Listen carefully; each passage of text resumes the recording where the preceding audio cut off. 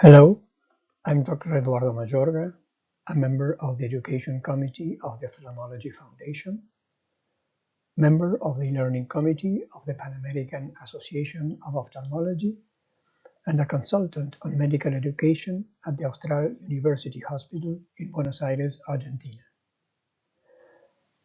In the next 4 minutes, I will give you an overview of our online course on critical thinking and what you and your residents can expect to get from it.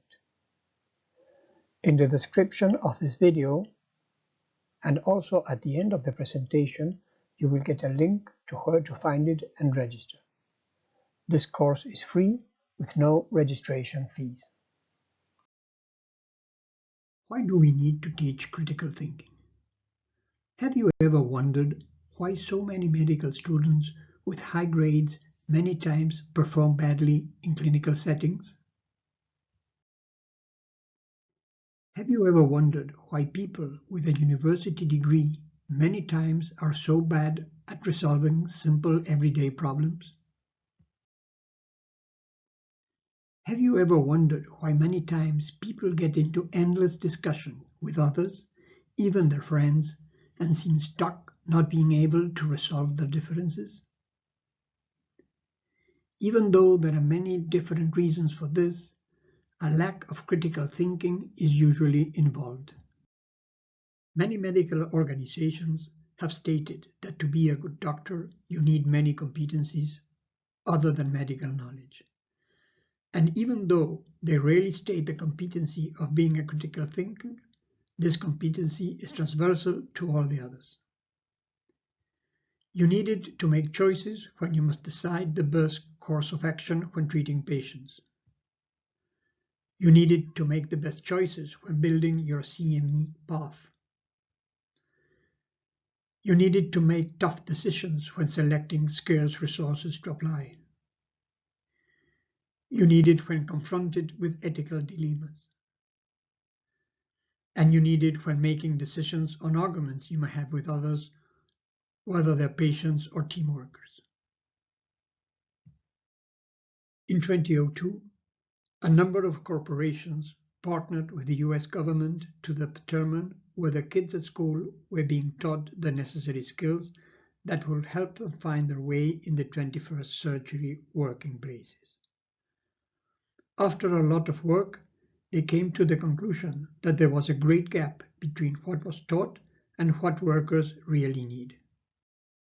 Inside this document, they presented what was called the 7 C's, being critical thinking posted in the first position.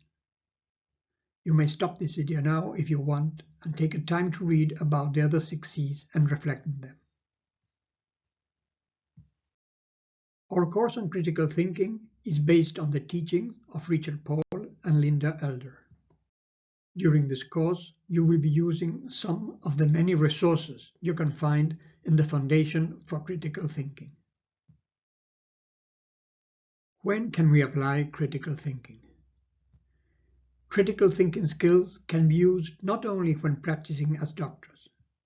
It is also necessary when making decisions on important topics, when having group discussions, and even in our private lives when, for example, we are deciding where to go on vacations or deciding on daily activities. During this course, you will learn to identify the elements of thought, analyze them applying intellectual standards, and summarize your conclusions to make the best decisions on what to do or what to think.